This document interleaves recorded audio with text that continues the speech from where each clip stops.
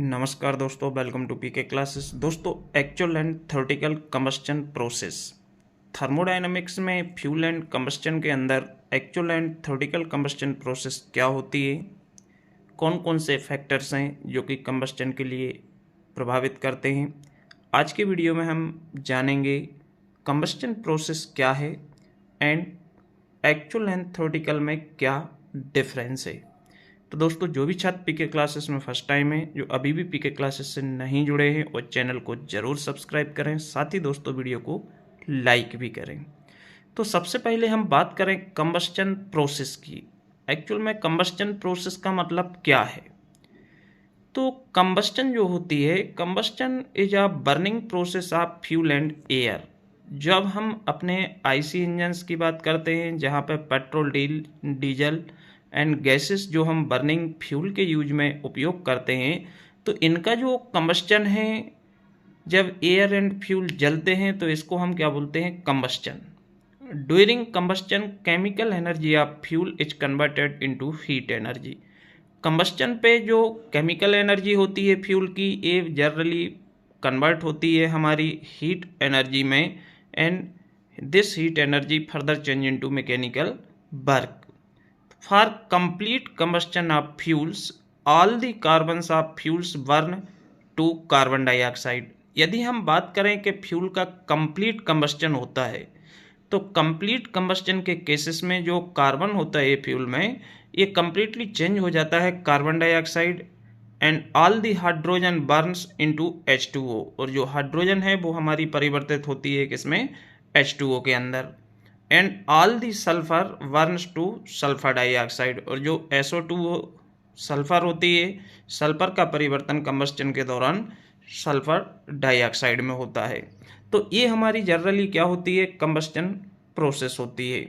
अब actual and theoretical में क्या बेसिक डिफरेंस होता है, तो एक्चुअल की बात करें तो जो एक्चुअल कंबस्शन प्रोसेस है, इसका मतलब है incomplete combustion of the fuel.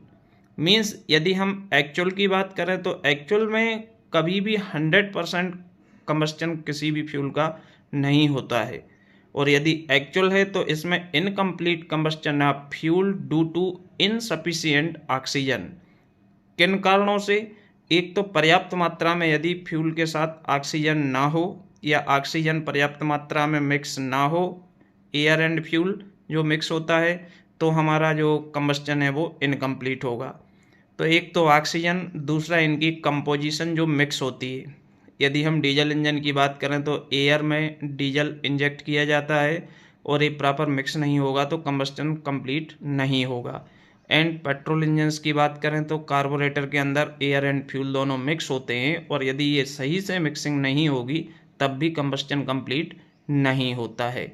And hydrogen bounding, तो मीन्स ये किस केसेस में, एक्चुअल कंबस्शन के केसेस में होता है। And this process contain any unburn fuel such as carbon, hydrogen, carbon monoxide and oxygen hydrogen oxides. तो मीन्स ये जो हमारी प्रोसेस है, इसके अंदर हमारे ये पाए जाते हैं जब इनकम्प्लीट कंबस्शन होता है। और एक्चुअल प्रैक्टिस में जो कंबस्शन होता है, वो एक्चुअल कंबस्शन प्रोसेस का मतलब है इनकम्प्लीट कंबस्शन।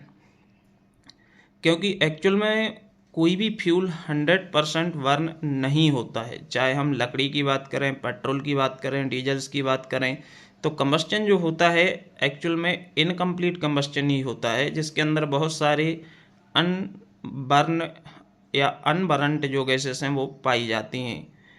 थ्योरेटिकल कंबस्शन का मतलब होता है, theoretical combustion represent in ideal की कंडीशन में हम मानते हैं कि हमारे फ्यूल का कंबस्शन है जो कि 100% हो रहा है, तो उसको हम बोलते हैं थ्योरेटिकली।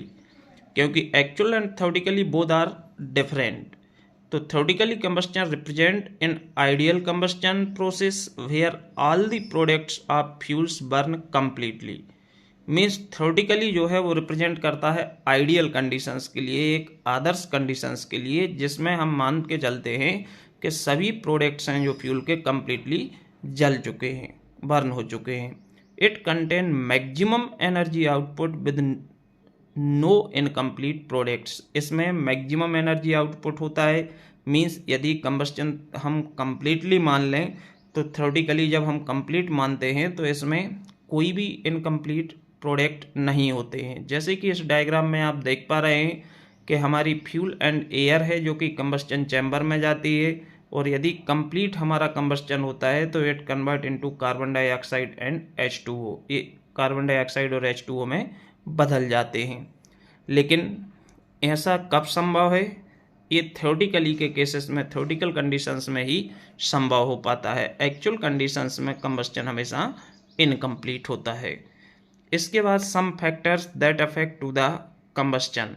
एक्चुअल कंबस्टन्स के लिए जैसे कि आपका फ्यूल की composition, the impurities in the fuel can affect the combustion process. जो हमारी फ्यूल होती है, फ्यूल के अंदर बहुत सारी अशुद्धियाँ होती हैं, इम्प्योरिटीज होती हैं जो कंबस्टन को प्रभावित करते हैं। Second, mixing efficiency. यदि पुअर मिक्सिंग होगी एयर एंड फ्यूल की तो it lead to incomplete combustion. Means इसलिए हम बोलते हैं कि एयर फ्यूल का जो रेशो होता है वो करेक्ट होना चाहिए। यदि करेक्ट एयर फ्यूल रेशो होगा तो कंबस्टन बहुत अच्छा होगा, और यदि पुअर एयर फ्यूल मिक्सिंग होगी तो कंबस्टन हमारा खराब होगा, जिसमें अनबर्न्ड गैसेस ज़्यादा रिलीज होती हैं। थर्ड है बर्निंग रेट। अब बर्निंग रेट का मीन्स किस रेट से हमारा जो फ्यूल है वो जल रहा है, कंबस्टन हो रहा है। तो the speed at which the fuel Burns can affect the combustion. Speed जो है बर्निंग रेट की, ये भी हमारे इसको अफेक्ट करती है। और फोर्थ है कंबस्टन चैम्बर डिजाइन। अब हम कंबस्टन चैम्बर के डिजाइन की बात करें तो हमारा कंबस्टन चैम्बर की डिजाइन है, जियोमेट्री है, ये भी हमारे कंबस्टन को अफेक्ट करती है। यदि कंबस्टन चैम्बर की डिजाइन बहुत अच्छी है, रिक्वायरमेंट के अनुसार है, तो वहाँ पे कंबस्टन अच्छा होगा। और यदि डिजाइन में कोई भी डिफेक्ट है, डिजाइन आपकी सही नहीं है, तो जो हमारा कंबस्टन है वो सही नहीं होगा। तो these are the factors affecting actual combustion, जो एक्चुअल कंबस्टन की फ्यूल को प्रभावित करते हैं। आई होप आप समझ गए होंगे फ्यूल एंड कंबस्टन्स में एक्चुअल एंड थ्योरेटिकल का मतलब क्या होता है। वीडियो देखने के लिए बहुत बहुत धन्यवाद। Thank you.